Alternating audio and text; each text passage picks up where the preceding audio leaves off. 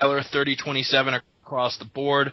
Ivan Menjivar, coming off that loss against Mike Easton, pulled off a very, very slick submission, winning submission of the night against Azamat Gashimov in the first round. Matt Riddle, been in the news a lot lately for his marijuana suspension and a little tiff with who was it? Kevin Randleman? It was about his wife as well. Yes, random beef there. And Riddle took that one 30-27, 30-27, 29-28. The Canadians, Antonio Carvalho and John McDessie, also winning decisions. You had Cyril Diabate defeating Chad Griggs and his awesome mutton chops halfway through the first round.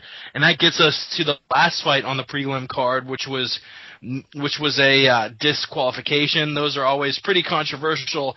And it saw Alessio Sakara, who was easily the aggressor, finish the fight a minute and a half into the first round, really rocked Patrick Cote twice against the fence, eventually got it turned around. His back was against the fence, and when Patrick Cote fell, he landed 8 or 9 hammer fists to the back of Cote's head. Rosenthal runs in and ends the fight. Everyone figures he's ending the fight because Sakara won. Sakara had rocked Cote and hammer-fisted the shit out of him. And That then was Dan Miragliotta. Oh, was it? Oh, Yeah. Well, fuck me. Yeah, and Miragliotta runs in and ends it, and probably largely due to the crowd's reaction. The crowd was incensed, booing, and you saw the decision on who won the fight get reversed. Sakara gets disqualified. Chris and I actually disagreed. We were watching the fight together on Skype, and Chris really did. Legally, we were watching pay-per-view streams on UFC.com legally, and we disagreed. And I'll go ahead and throw my opinion out there first.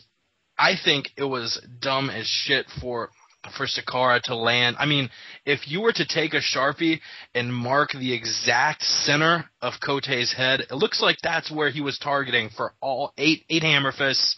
You've got to be smarter than that. You've seen the same thing happen with fighters getting disqualified for hammer fists. I believe in the Prater Silva fight, you saw the exact same thing happen, and you just can't do it. All of those were textbook back of the head shots. Miragliotta should have jumped in there earlier, or at least warned him, like, hey, stop. But Sakara, I believe, needs an interpreter. I'm not sure if he speaks English.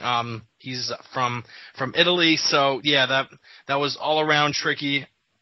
I think he kind of deserves the DQ loss because that was just not a very smart move. What about you guys? You think he deserved the disqualification?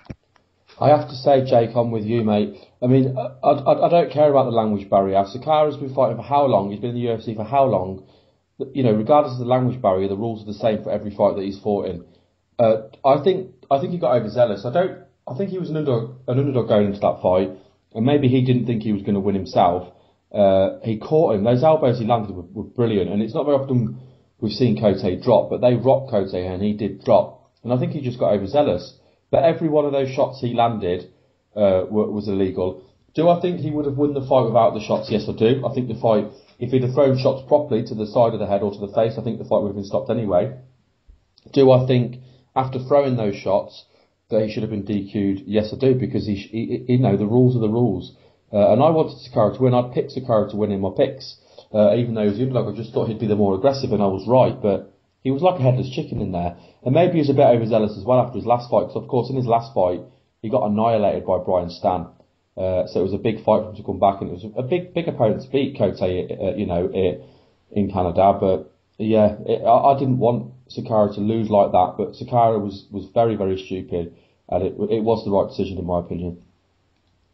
Well, I'm of a very different opinion here. Having watched the replay, I feel that a lot of them didn't hit on the back of the head. The back of the head is described as the mohawk, which is I don't know how many inches they say that is, but you can't hit the crown, and then you can't hit, leading back to the neck. When he was blasting those shots, I really felt that maybe 2 to 3 of them actually hit him in the back of the head. And yeah, he was kind of going crazy with it, but I think that the ref is to blame for it. Not one single warning, let it happen, and then call the fight. I think that Dan Miragliotta is the one who should have taken the blame for that. But that being said, I think that it should have been a no contest, not a disqualification, simply based off the fact that the ref was the one who wasn't doing his job. Alessio Sakara was just doing his job. He was throwing strikes in a advantageous position, and ultimately, I think that he's not the one to blame for the stoppage. Ramses? I gotta say, yes. If the question is if Sakara should have been disqualified, yes, definitely. But I understand why he did it. I actually watched it a few times, and Patrick Cote, he actually didn't rock him like people are making it seem. He didn't rock Sakara. Where I've actually seen it a few times. He actually poked him in the eye.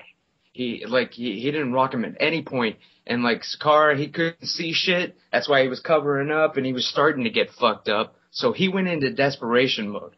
But it's like when someone breaks into your house and you shoot him dead. You're probably still going to go to jail that night, and your official record, is probably going to take a hit somehow. But at least you saved your own life. He was eye gouged. Watch the fight again, and he was eye gouged. He was getting hurt, trying to cover up, trying to see, and he was about to get KO'd and lose. So he went into some kind of fuck it, win at all cost mode. And he made a Rocky style comeback, man, from certain death. He made that fucking comeback. So as far as the illegal hits to the back of the head go, from the position they were in at the time, since you can't hit the back of the head or the spine, where else was he supposed to fucking aim and target at? I mean, that was the only area of Cote's body that was exposed at the time, and he knew for a fact he could finish him then and there and win. So Sakara did. It's like when the U.S. dropped the atomic bomb on Hiroshima, dudes. It was unfair, dirty. It was unfair. It was dirty, but goddamn it, we had to win it. And by the way, you're welcome, Ray, because I know your country was in on that shit too. And the ref Dan Miragliotta, I don't know what the fuck was going on with him. It must have been a loner from the WWE, because he pretended not to see shit, man. And I wish I could claim to feel bad, but I was actually laughing. It was so preposterous and obviously illegal, and it was ridiculous. So yeah, disqualification. That sounds fair to me. Yeah, it's also